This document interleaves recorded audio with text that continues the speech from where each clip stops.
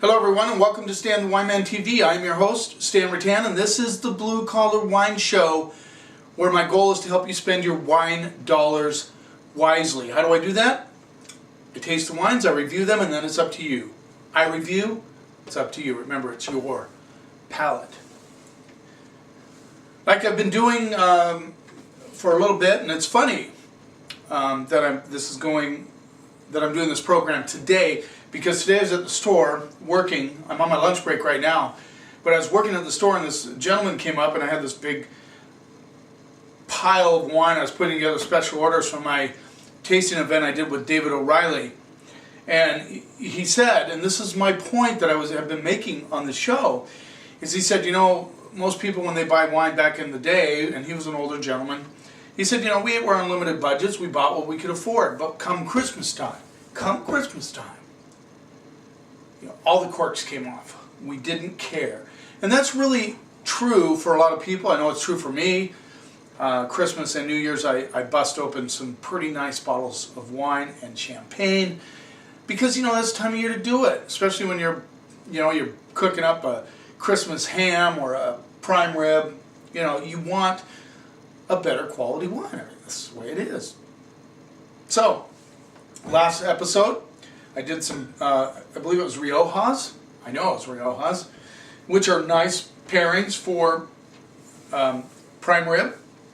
I mean, even one of them, I believe, was light enough to go with ham. Well, today we're going to do some big bad boys. One from Walla Walla and one from Woodinville, Washington.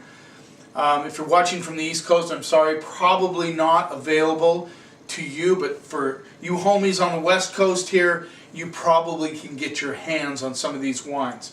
They're not cheap, but they're good quality wines. I believe will go with the prime rib meal at Christmas time. So let's get started right off. This is the Savaya Cellars Cabernet Franc, Walla Walla Valley, 2009, and this rolls in at $29. I love Cab Franc. It's one of my favorite varietals. And if you have not tried Cabernet Franc in the past, you kind of have to be careful, especially for newbies, because Cab Franc can get a little bit vegetal. I prefer to have the ones that don't show too much of that. And one thing I'm going to work on in this program, and I know, you know, as viewership goes up, which I'm confident it will go up, I believe my viewers, my fans will spread the word, and I'll get more viewers in 2015. I've been trying to work with YouTube a little bit on getting some things like a subscribe button. It's not as easy as they make it look on the tutorials. Anyway, what I want to do is a little bit more education. Cabernet Franc is the parent to Cabernet Sauvignon. In other words, they took Cab Franc and Sauvignon Blanc, they crossbred them together, and they came out with Cabernet Sauvignon. For those of you who didn't know that, that's a little fun fact about Cab Franc. Cab Franc in the Loire Valley is referred to as Chinon. And so if you see something that says Chinon, it is Cabernet Franc. However, if you're not into tossed salad in your wine or green bell peppers or those things, you might want to avoid Chinon. There are times I really like Chinon, there's times I can't stand it. It's just your palate at the time. But it doesn't hurt to try it at some point in your career as a wine drinker. Try Chinon, it is Cab Franc. Cab Franc out of Washington State tends to be very good. They put a little bit of oak on it. It tends to lose the vegetal characters, and it gains more of the darker fruit side of Cab Franc. The beauty of Cab Franc is it never goes fruit forward. It does have fruit on it, but it doesn't go fruit bomb. So for those of you that like a little drier style red, which you would want with a prime rib, you would look for Cab Franc. Now this is a $30 Cab Franc, which, you know, one of my favorite Cab Francs is Rosa Mystica from Owen Rowe. That rolls in at $30, so about the same price. I find it very worth it. I have not tried the Savaya Cellars Cab Franc, so this is my first time. I'm very excited. Let's see what we get on the nose. It's corked. Well, that solves that. a corked Cab Franc. Wow, this is going to be a short program. I might dive into one of these guys I have over on the other side. That's corked for sure. Kind of sad about that. Okay, let's move on to the next one. Unedited, boys. That's the way it is. Sometimes that happens. And by the way, if you're ever in a situation where you have an opportunity to taste a corked wine, do it, or smell one.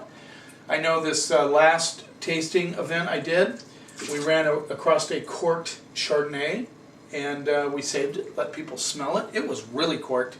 Savaya's pretty corked, absolutely. I'm bummed because I really want to try it. Matthew, I want to try the Savaya Cellars Savaya Walla Walla Cab Franc. Now we're going to get into what they call a cult winery. Cult meaning, for those of you who don't know, not a huge amount of people know about it, but the people that do clamor for it. It gets some good scores from Spectator and from other publications. Baer Ursa, 2011. There you go. They're out of Woodinville, Washington. Kind of an interesting story. In 2000, I believe, Lance Baer started Baer Winery. He had worked for other wineries. And, this rolls in at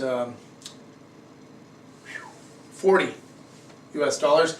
And, by the way, before I finish the story about Baer Winery, this is 43% Cabernet Franc, 43% Merlot, 8% Malbec, and 6% Cab Franc. Kudos to Baer Winery for putting the blend on the back. I love you for that. You know how I feel about that. We all want to know what's in the wine. So anyway, Lance started in 2000. He died, I believe, in 2000. Did he die in 2009 or 7? He was only 39 years old. Tragic. It's way too young. But he crafted some excellent wines. Ursa was his first release, I believe, in 2003, around there. I'm not sure if I'm getting all this right, but it's pretty close. Pretty close.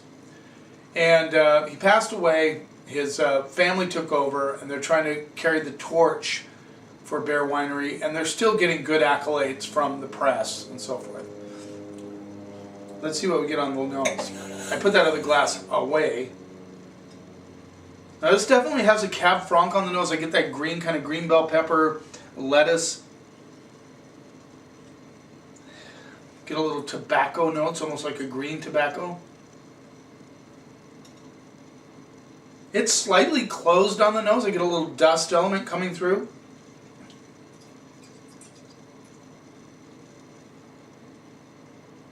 Yeah, now I'm getting some perfume currents, like you just dabbed a little perfume in your currants. A little bit of licorice. Interesting nose. This has been open for a while, and I just want to talk for a moment about that. When you're doing big wines, I would encourage you to decant them. It's very important to get the best out of the wine. I know it takes a little bit of effort. You don't have to have anything fancy to decant your wines. Really, all you need is a pitcher, water pitcher, whatever. Just splash it in there. You could even pour it back in the bottle if you want after you've aerated it for a little bit for the dinner table, if you feel that's more appropriate for you. But anyway, if I know a lot of people don't decant. It's just something that you should think about. Like I said, you don't need anything fancy. In fact, you can pour part of the bottle into your glass, put the cork back in, shake it up. Just give it a really hard shake for about a minute, and then pour the glass back in the bottle, and that will help aerate it. It just, for your own drinking experience, it's just a good idea to do. Nothing, like I said, it doesn't have to be anything fancy. It just helps expand that wine. Let's see what we get on the palate.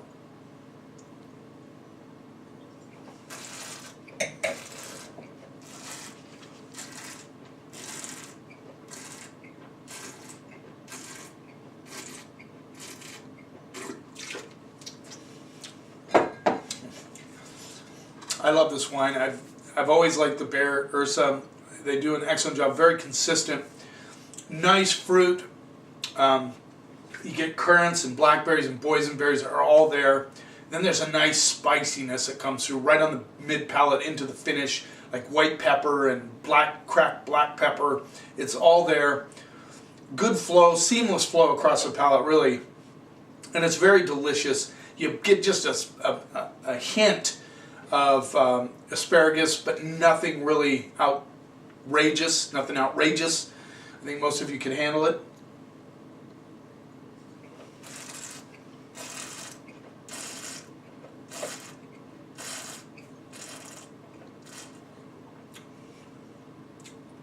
Now, when you swallow it on the back end, that spice, a little bit of asparagus, just loads of good, delicious fruit. Currants, blackberries, boysenberries, they're all there. Maybe just a touch of cherry, dark cherry. I even get a little black raspberry on the very back end. You talk about a great wine to have with prime rib, or just to have on your Christmas dinner table. This is a beauty. A lot of you will like it. I know it's 40 bucks, but if you're ready to spring for a good bottle of wine at Christmas time, Baer Ursa would do the trick. You know, I really do have to go A on this wine. It's just fantastic. There's no flaws, seamless flow on the palate. The tannins are structured, but they're smooth and easy. This will age beautifully for the next 5 to 8 years. It has a good acid on it, but that acid is held in check. It's a well-built wine. Good job, guys. A on that. I've been working lately on my top 40 wines under $20 for 2015. I should have that published on my blog, which I will put a link down below, stanthewineman.com. You might want to check that out this coming weekend. It's a great list. It's a labor of love. I mean, I just love doing it, but it's very hard work because I have to go through all my notes from the past year and come up with those top wines under $20. Thanks for watching, and remember, wine is not a mystery. It's not complicated. It's just grape juice, fermented grape juice. So drink it and enjoy it. Learn your palate. Trust your palate. Don't let anybody tell you what you should like. And together, we can take the snob out of wine.